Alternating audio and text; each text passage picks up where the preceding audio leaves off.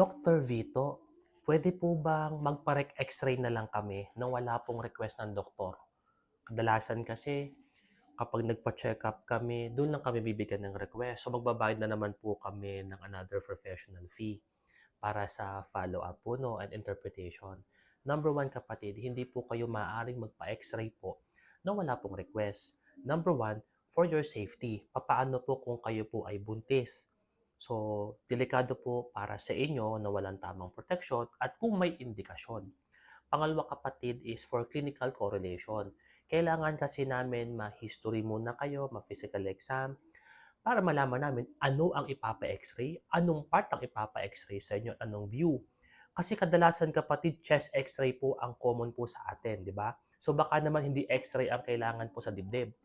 Pangatlo kapatid, kailangan po ng clinical interpretation ng isang medical professional kagaya po ng mga medical doctor. Pagbigay po ng ating mga radiologist sa doktor ng final po na official result po para po ma-interpret po namin as clinician.